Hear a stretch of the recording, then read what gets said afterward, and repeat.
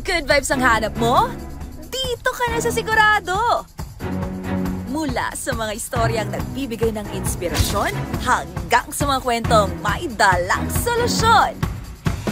Mga balitang pampagaan ang pakiramdam at pampaganda ng araw. Hindi lang ba sa good news, kundi the better news. Mula Lunes hanggang Biyernes, 1:00 ng tanghali sa DZRH TV. Magandang araw Pilipinas! Nasa ang sulok ka man ng bansa, kasama ka sa aming misyon ang ibahagi ang good news. Sa programang hindi lang basta balita ang hatid, kundi mga kwentong puno ng pag-asa, inspirasyon at mahalagang kaalaman. Live sa DZRH TV Facebook, YouTube at DZRH News website, ako po si Angelica Cosme. At ito ang The Better News. Una sa Pilipinas, una sa Pilipino.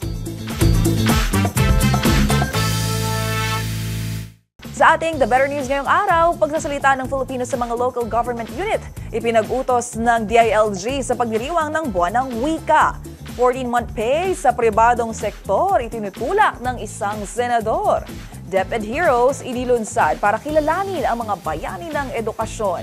National Authority for Child Care na nawagan sa publiko na maging bukas sa pag-aampon at alternative child care.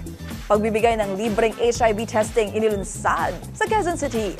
Pagbubukas ng panibagong 21st Century Learning Environment Model Classroom, pinasinayan sa isang paaralan sa Antipolo.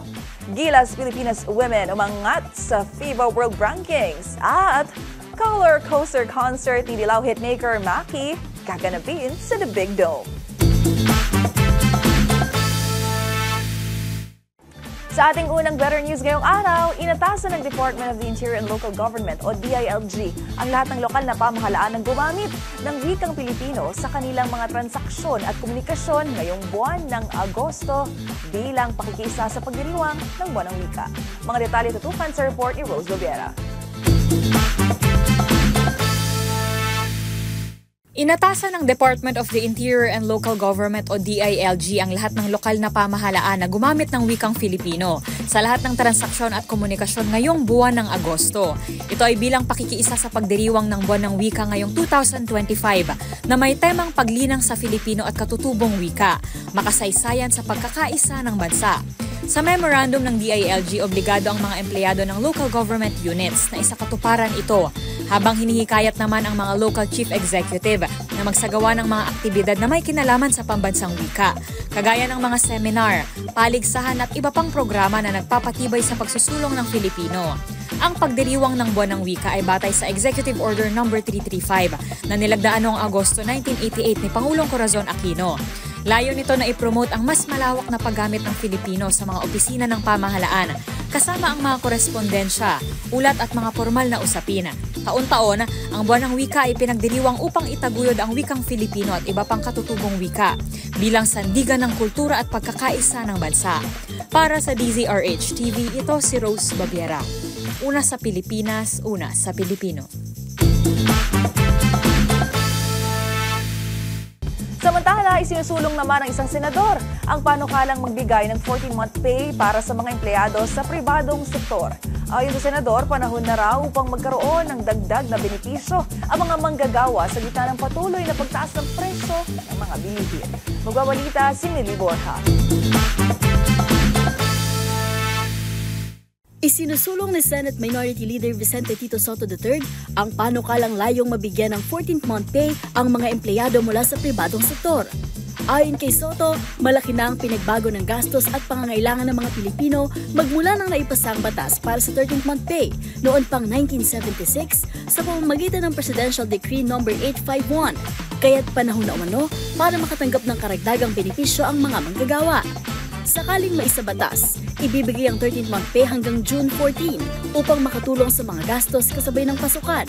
Samantalang ang 14th-month pay ay dapat ipagkaloob hindi lalampas ng December 24 bilang karagdagang suporta sa pangailangan ng mga manggagawa tuwing holiday season. Paglilinaw naman ni Soto, hindi sakop ng panukala ang mga distressed company, non-profit institutions na nakararanas ng pagbaba ng kita, at mga employer na nagbibigay ng 14th-month pay o katumbas na benepisyo. Ang panukalang ito ay katugon din ng mga panawagan mula sa ilang grupo ng manggagawa na mas palakasin ang social protection programs upang maibsan ang epekto ng tumataas na presyo ng mga bilihin at kosto ng pamumuhay sa bansa. Para sa DZRH TV, ito si Mili Borja, una sa Pilipinas, una sa Pilipino. The better news po para sa mga estudyante. Simula kasi sa susunod na buwan, maglulunsad ang Department of Transportation ng personalized beep cards para sa mga mag-aaral. Otomatiko na po itong may 50% diskwento at hindi na kailangan pang pumila para mag-fill out ng form. Narito ang report ni Robby Conwell. Ilulunsad na ng Department of Transportation o DOTR ang White Personalized Beep Card para sa mga estudyante sa susunod na buwan. Ayon kay DOTR Secretary Vince Dizon, otomatiko na may 50% discount na ang mga personalized beep cards na may pangalan rin ng mag-aaral ng may-ari nito. Magagamit ang beep card ng 1 taon at magiging renewable naman kada palit ng school year. Kung ikaw ay estudyante, starting September, pupunta ka sa kahit anong station in September, papakita mo ang iyong ID at right then and there, ipiprint ang iyong student beep card in every station sa MRT 3, LRT 1, and LRT 2. One time. I-renew mo lang yan after every school year. Sa ngayon, available na ang mga white beep cards para sa mga senior citizen at PWDs na mayroon na ring 50% discount. Samantala, hindi na rin kailangang mag-fill out ng forms ang mga estudyante, PWDs at senior citizen para makakuha ng 50% discount sa pamasahe sa MRT at LRT. Ayon kay Dizon, kinakailangan na lamang magpakita ng ID para makakuha ng discount sa kanilang single journey ticket sa MRT 3, LRT 1 at LRT 2. Ito'y para hindi na mag-aksaya ng oras sa pagpila at pagsagot sa form ang pasahero bago makasakay ng tren. Tiniyak din ng kagawaran na simula sa Setyembre ay pabibilisin na ang pagprint ng white beep cards para agaran na itong makuha ng mga pasahero sa mga ticket counters kumpara sa dating inaabot pa ng 5 hanggang 7 araw na processing. Para sa DZRH TV, ito si Rovic Manuel, una sa Pilipinas, una sa Pilipino. Samantala, binigyang pagkilala naman ng Department of Education o DepEd ang mga guro, magulang, volunteer at community partners sa pamamagitan ng programang DepEd Heroes. Isang inisyatiba na kinikilalang himig-ngunit mahalagang ambag ng mga ito sa pagpupog at paglunsad ng edukasyon sa bansa. Mga detalye sa naturang programa, tutukan sa report ni Mili Borja.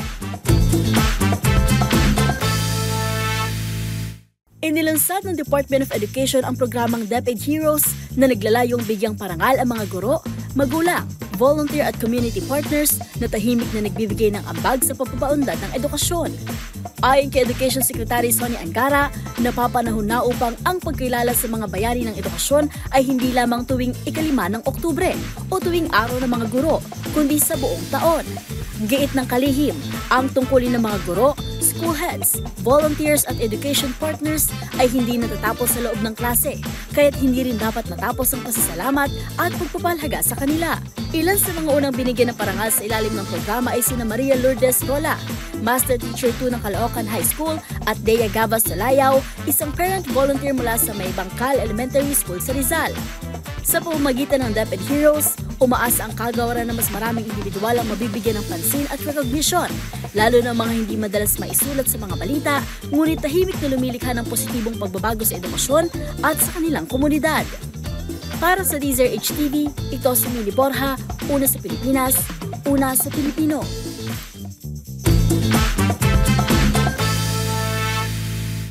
Sa isang konserbatibong bansa tulad ng Pilipinas, hati ang maraming Pilipino sa mga usapin na may kinalaman sa anatomy na maituturing na normal at katanggap-tanggap na pamilya. Kaya sa pangunguna ng National Authority for Child Care, muli nitong hinimok ang publiko na maging bukas sa ideya ng adoption at alternative child care. Ang buong detalye alamin sa The Better News ni Arnold Herrera.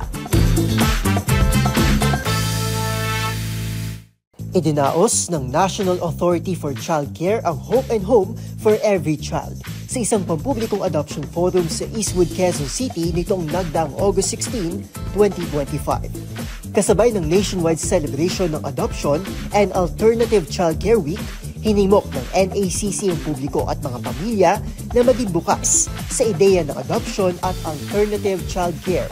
Nakiisa sa espesyal na infotainment session ang child caring agencies, tulad ng Hospicio de San Jose at the Little Children's Home. May inilanding help desk para sa mga interesado sa adoption system sa ilalim ng NACC.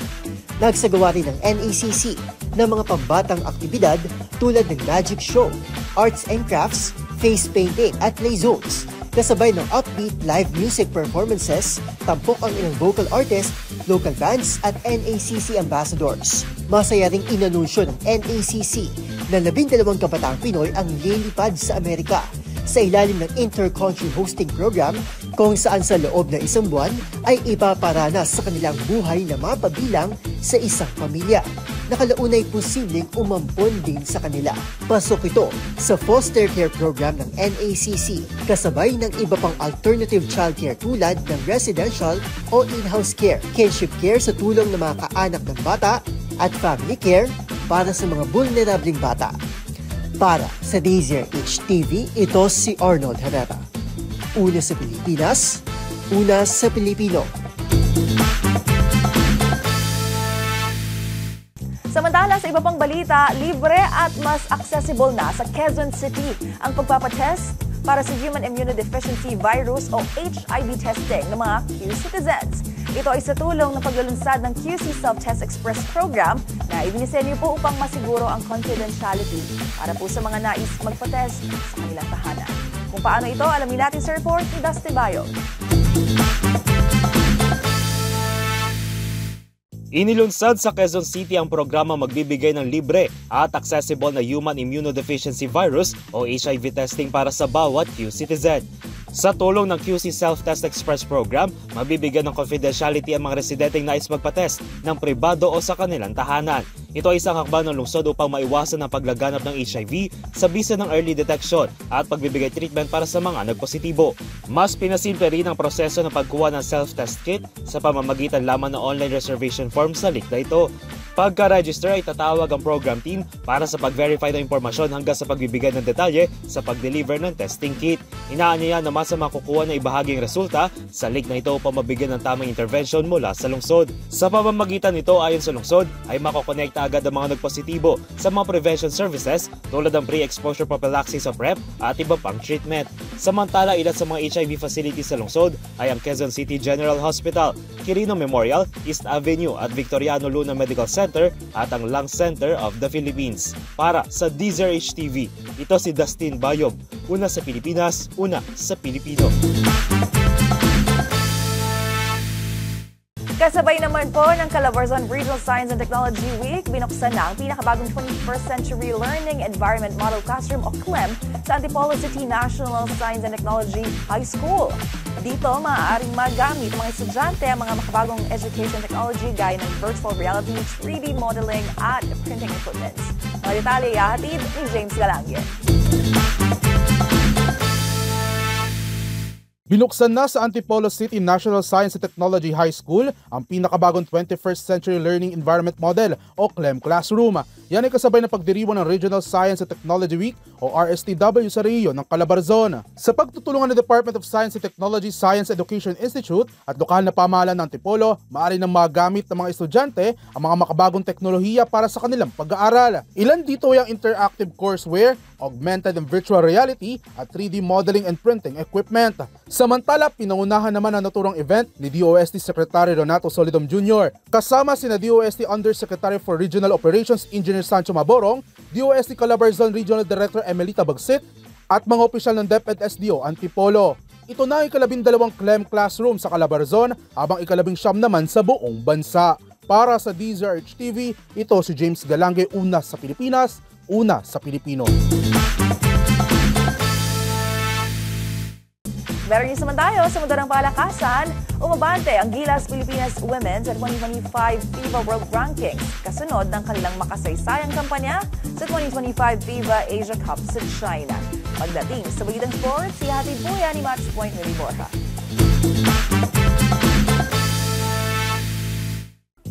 Umangat ng 5 pwesto ang Gilas Pilipinas Women sa pinakabagong FIBA World Rankings. matapos ang kanilang makasaysayang kampanya sa 2025 FIBA Asia Cup sa China.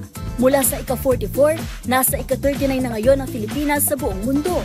Nasa ika-7 pa rin ang Pilipinas sa Asia at pinakamataas na ranggo sa Timog Silangang Asya. Pinangunahan ng batikang si Jack ang mamang batang pupunan na binubuo ng mga bagong bituin tulad ni Naomi Panginiban, Sumaya Sugapong, Vanessa De Jesus, Casey De La Rosa at Ken Pastrana.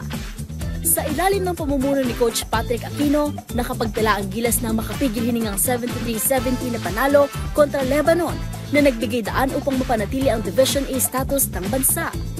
Gayunpaman, natalo sila sa South Korea with 104-71 final score sa laban para sa semifinals. Bago ang Asia Cup, nasa number 44 ang Gilas Women at itinuturing na underdog. Ngunit ang kanilang pag-angat sa rankings ay patunay ng pagunlad ng programa sa women's basketball sa Pilipinas. May bagong lakas na ngayon ang kupunan habang papalapit ang 2025 SEA Games sa Thailand sa Disyembre, kung saan layunin nilang bawiin ang ginto na nawala ng manalo ang Indonesia sa nakaraang edisyon. Para sa DZRH TV, ito si Mili Borja, una sa Pilipinas, una sa Pilipino.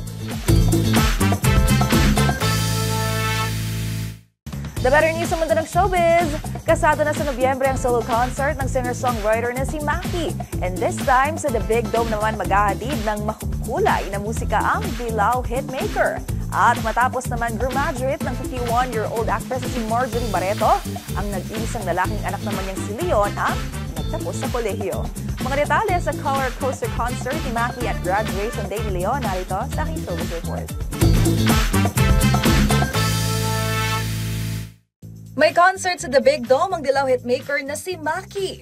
Ito ang sorpresa ng singer-songwriter sa kanyang fans sa pamamagitan ng isang post sa social media.